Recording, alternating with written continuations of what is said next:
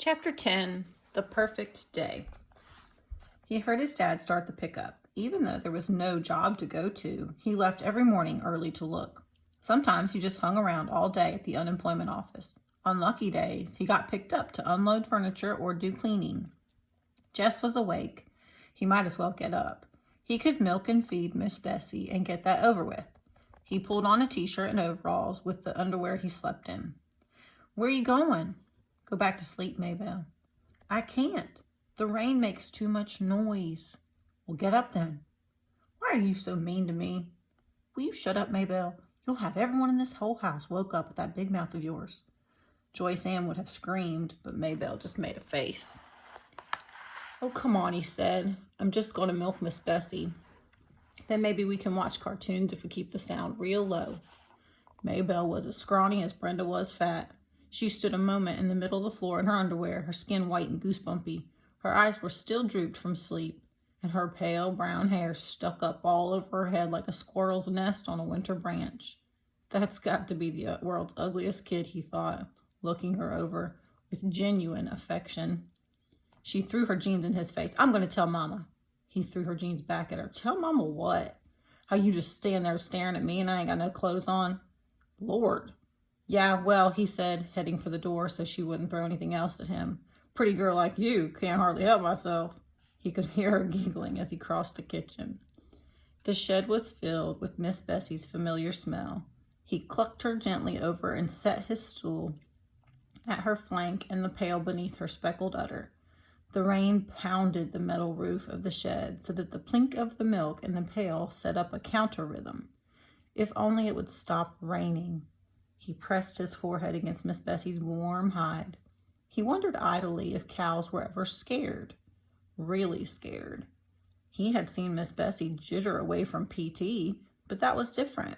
A yapping puppy at your heels is an immediate threat. But the difference between him and Miss Bessie was that when there was no PT in sight, she was perfectly content, sleepily chewing her cud. She wasn't staring down at the old Perkins place wondering and worrying. She wasn't standing there on her tippy toes while anxiety ate holes through all her stomachs. He stroked his forehead across her flank and sighed. If there was still water in the creek come summer, he'd ask Leslie to teach him how to swim. "How's that?" he said to himself.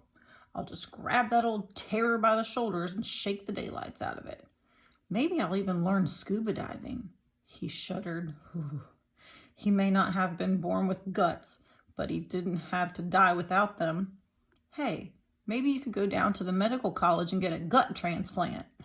"No, Doc. I got me a perfectly good heart. What I need is a gut transplant." "How about it?" He smiled. He'd have to tell Leslie about wanting a gut transplant. It was the kind of nonsense she appreciated. Of course, he broke the rhythm of the milking long enough to shove his hair out of his face. "Of course, what I really need is a brain transplant." "I know, Leslie.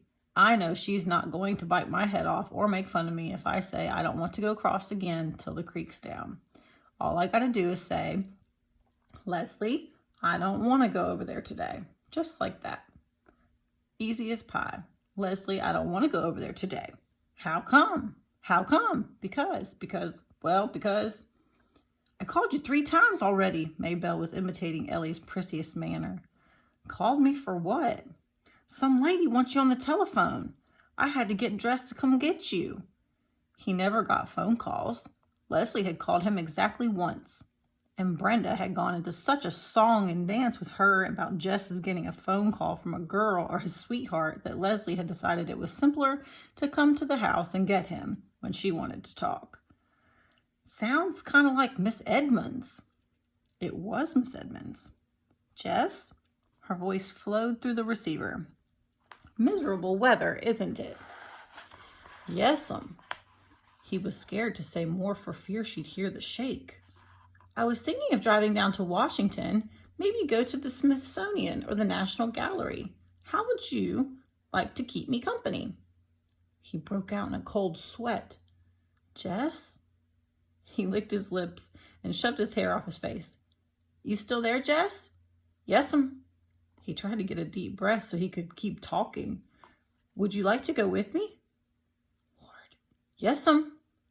Do you need to get permission? She asked gently. Yes'm. He had somehow managed to twist himself up in the phone cord. Yes'm, just a minute. He untangled himself, put the phone down quietly, and tiptoed into his parents' room. His mother's back made a long hump under the cotton blanket. He shook her shoulder very gently. Mama? He was almost whispering. He wanted to ask her without really waking her up. She was likely to say no if she woke up and thought about it. She jumped at the sound and then relaxed again, and not fully awake. Teacher wants me to go to Washington to the Smithsonian. Washington? The syllables were blurred. Yeah, something for school. He stroked her upper arm. Be back before too late, okay? Don't worry, I'm done milking. She pulled the blanket to her ears and turned on her stomach. Jess crept back to the phone. It's okay, Miss Edmonds. I can go. Great. I'll pick you up in 20 minutes. Just tell me how to get to your house. As soon as he saw her car turn in, Jess raced out the kitchen door through the rain and met her halfway up the drive. His mother could find out the details from Maybelle after he was safely up the road. He was glad Maybelle was absorbed in the TV. He didn't want her waking Mama up before he got away. He was scared to look back even after he was in the car and on the main road for fear he'd see his mother screaming after him. It didn't occur to him until the car was past Millsburg that he might have asked Miss Edmonds if Leslie could have come, too. When he thought about it, he couldn't suppress a secret pleasure at being alone in the small, cozy car with Miss Edmonds. She drove intently, both hands gripping the top of the wheel, peering forward. The wheels hummed and the windshield wipers slicked a merry rhythm. The car was warm and filled with the smell of Miss Edmonds. Jess sat with his hands clasped between his knees, the seatbelt tight across his chest. Darn rain, she said. I was going stir-crazy. Yes'm, he said happily. You too, huh? She gave him a quick smile. He felt dizzy from the closeness. He nodded. Have you ever been to the National Gallery? No, ma'am. He had never even been to Washington before, but he hoped she wouldn't ask him that. She smiled at him again. Is this your first trip to an art gallery? Yes'm. Great, she said. My life has been worthwhile after all. He didn't understand her, but he didn't care. He knew she was happy to be with him, and that was enough to know. Even in the rain, he could make out the landmarks looking surprisingly the way the books had pictured them. The Lee Mansion high on the hill, the bridge, and twice around the circle, so he could get a look at Abraham Lincoln looking out across the city. The White House and the monument, and at the other end of the Capitol. Leslie had seen all these places a million times. She had even gone to school with a girl whose father was a congressman. He thought he might tell Miss Edmonds later that Leslie was a personal friend of a real congressman. Miss Edmonds has always liked Leslie. Entering the gallery was like stepping inside the pine grove. The huge vaulted marble, the cool splash of the fountain, and the green growing all around. Two little children had pulled away from their mothers and were running about screaming to each other. It was all Jess could do not to grab them and tell them how to behave in so obviously a sacred place. And then the pictures. Room after room, floor after floor. He was drunk with color and form and hugeness, and with the voice and perfume of Miss Edmonds always beside him. She would bend her head down close to his face to give an explanation or ask him a question, her black hair falling across her shoulders. Men would stare instead of the pictures, and Jess felt they must be jealous of him for being with her. They ate a late lunch in the cafeteria. When she mentioned lunch, he realized with horror that he would need money, and he didn't know how to tell her that he hadn't brought any. Didn't have any to bring, for that matter. But before he had time to figure anything out, she said, Now, I'm not going to have an argument who's paying. I'm a liberated woman, Jess Aarons. When I invite a man out, I pay.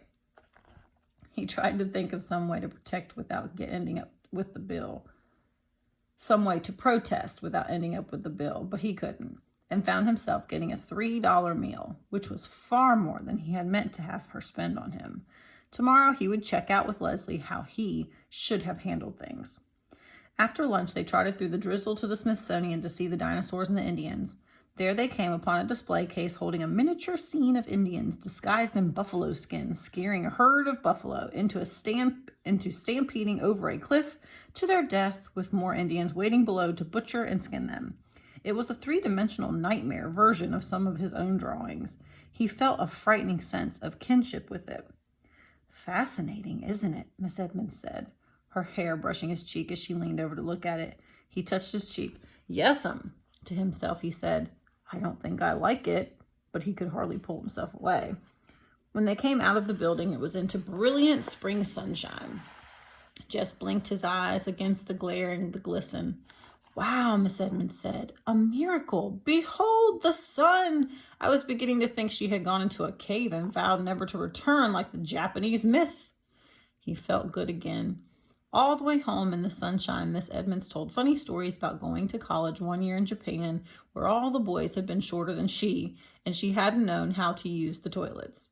He relaxed. He had so much to tell Leslie and ask her. It didn't matter how angry his mother was. She'd get over it. And it was worth it. This one perfect day of his life was worth anything he had to pay. "One dip in the road before the old Perkins place," he said. "Just let me out at the road, Miss Edmonds. Don't try to turn in. You might get stuck in the mud." Okay, Jess," she said. She pulled over at his road. "Thank you for a beautiful day." The western sun danced in the windshield, dazzling his eyes. He turned and looked Miss Edmonds full in the face. "No, ma'am." His voice sounded squeaky and strange. He cleared his throat. "No, ma'am, thank you." Well, he hated to leave without being able to really thank her, but the words were not coming for him now. Later, of course they would, when he was lying in bed or sitting in the castle. Well, he opened the door and got out. "See you next Friday." She nodded, smiling. "See you." He watched the car go out of sight and then turned and ran with all his might to the house, the joy jiggling inside of him so hard that he wouldn't have been surprised if his feet had just taken off from the ground the way they sometimes did in dreams and floated him right over the roof. He was all the way into the kitchen before he realized something was wrong. His dad's pickup had been outside the door, but he hadn't taken it until he came into the room and found them all sitting there. His parents and the little girls at the kitchen table, and Ellie and Brenda on the couch, not eating. There was no food on the table, not watching TV. It wasn't even turned on. He stood unmoving for a second while they stared at him. Suddenly his mother let out a great shuddering sob. "Oh my God," she said it over and over, her head down in her arms. His father moved to put his arm around her awkwardly. He didn't take his eyes off of Jess. "I told you he'd just gone off somewhere," Maybelle said quietly and stubbornly, as though she had repeated it often and no one had believed her. He squinted his eyes as though trying to peer down a dark drain pipe. He didn't even know what question to ask them.